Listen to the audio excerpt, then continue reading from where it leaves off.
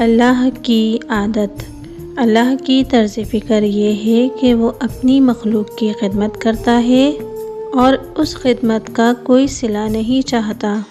بندہ جب اختیاری طور پر اس طرز فکر کو اختیار کر لیتا ہے کہ وہ ہر حال میں اللہ کی مخلوق کے کام آئے تو اسے قلندر شعور منتقل ہو جاتا ہے، اور جب یہ طرز فکر مستحکم ہو جاتی ہے تو اس کا ذہن ہر آن ہر لمحہ اس طرف متوجہ رہتا ہے کہ میں وہ کام کر رہا ہوں جو اللہ کے لیے پسندیدہ ہے۔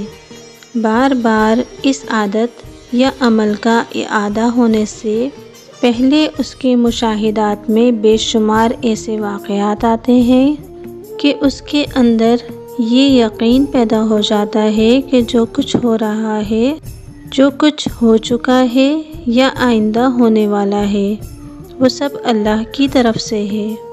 اسی تعلق کو استغنا کا نام دیا جاتا ہے۔ پیغمبروں کی ساری زندگی اس عمل سے عبارت ہے کہ ہر چیز اللہ کی طرف سے ہے۔ تمام انبیاء کرام اور اولیاء اللہ کے اندر استغنا کی طرز فکر راسخ ہوتی ہے۔ انبیاء اس طرز فکر کو حاصل کرنے کے لیے اہتمام اس طرح کیا کرتے تھے کہ وہ کسی چیز کے متعلق سوچتے تو اس چیز کے اور اپنے درمیان کوئی رشتہ براہ راست قائم نہیں کرتے تھے۔ ان کی طرز فکر ہمیشہ یہ ہوتی تھی کہ کائنات کی تمام چیزوں کا اور ہمارا مالک اللہ ہے۔ کسی چیز کا رشتہ براہ راست ہم سے نہیں ہے، بلکہ ہم سے ہر چیز کا رشتہ اللہ کی معرفت ہے۔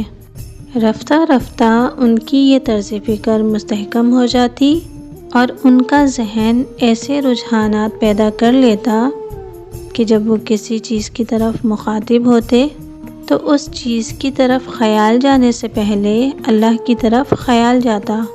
انہیں کسی چیز کی طرف توجہ دینے سے پیشتر یہ احساس عادتاً ہوتا کہ یہ چیز ہم سے براہ راست کوئی تعلق نہیں رکھتی، اس چیز کا اور ہمارا واسطہ محض اللہ کی وجہ سے ہے۔ اس طرز عمل میں ذہن کی ہر حرکت کے ساتھ اللہ کا احساس قائم ہو جاتا ہے۔ اللہ ہی بحیثیت محسوس کے ان کا مخاطب ہو جاتا ہے۔ رفتہ رفتہ اللہ کی صفات ان کے ذہن میں ایک مستقل مقام حاصل کر لیتی ہیں اور ان کا ذہن اللہ کی صفات کا قائم مقام بن جاتا ہے۔ یہ مقام حاصل ہونے کے بعد بندے کے ذہن کی ہر حرکت اللہ کی صفات کی حرکت ہوتی ہے، اور اللہ کی صفات کی کوئی حرکت قدرت اور حاکمیت کے وصف سے خالی نہیں ہے۔